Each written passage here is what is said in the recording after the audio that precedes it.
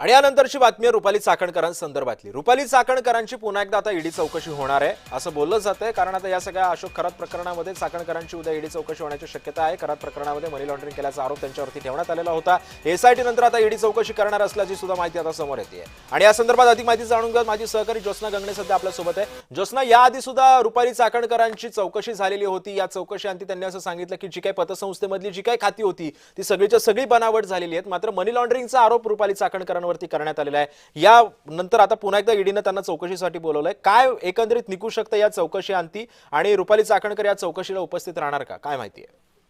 अगदी बरोबर आहे। आपण बघतोय की रुपाली चाकणकर यांना यापूर्वी सुद्धा ईडी कार्यालयाकडनं जे आहे ते 2-3 वेळा नोटीस पाठवण्यात आलेली होती आणि त्यानंतर रुपाली चाकणकर यांची आतापर्यंत फक्त ईडी अधिकाऱ्यांकडनं एकदाच चौकशी द्यायची आहे, दुसऱ्यांदा चौकशीसाठी बोलवण्यात येणार आहे आणि त्या संदर्भातली नोटीस सुद्धा रुपाली चाकणकर यांना ईडी कार्यालयातनं जारी करण्यात आलेली आहे।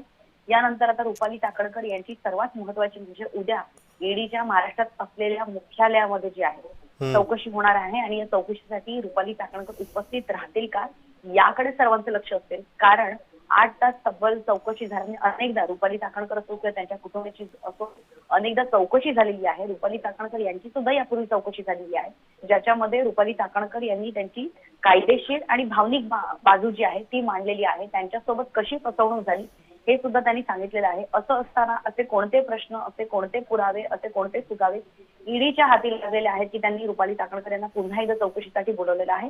यापूर्वी सुद्धा रुपाली चाकणकर यांचे अनेक बँक अकाउंट जी आहे, बँक खाती जी आहेत ती सीज करण्यात आलेली आहेत, बंद करण्यात आलेली आहे। रुपाली चाकणकर यांना त्यांचा लॅपटॉप पासून त्यांचा मोबाईल जे आहे ते सुद्धा ईडीच्या ताब्यात त्यांना द्यावं लागलं होतं आणि आता पुन्हा एकदा रुपाली चाकणकर यांची चौकशी होणार आहे आणि त्यासाठी उद्याचा दिवस जो आहे, उद्याची तारीख जी आहे रुपाली चाकणकर यांना ईडी कार्यालयातून देण्यात आलेली आहे। या चौकशीमध्ये सर्वात महत्त्वाचं म्हणजे फक्त रुपाली चाकणकर यांचीच चौकशी होईल की रुपाली चाकणकरांच्या कुटुंबियाची पण चौकशी होईल याकडे सुद्धा सर्वांचं लक्ष असेल, कारण यापूर्वी रुपाली चाकणकर यांची चौकशी आणि रुपाली चाकणकरांच्या पूर्वी त्यांच्या बहिणीची सुद्धा चौकशी झाली होती आणि त्याचमुळे जे आहे रुपाली चाकणकर यांना चौकशी दरम्यान त्यांना काही पुरावे सुद्धा सादर करावे लागणार आहेत, कारण जर फक्त तोंडी बाजू मांडून चालणार नाही, कारण रुपाली चाकणकर नक्कीच ज्योत्स्ना, त्यामुळे एकंदरीतच आता रुपाली चाकणकरांची बाजू ऐकून ईडी काय निर्णय घेते हे सुद्धा पाहणं तितकंच महत्त्वाचं ठरणार आहे। धन्यवाद तू दिलेल्या सविस्तर माहितीबद्दल।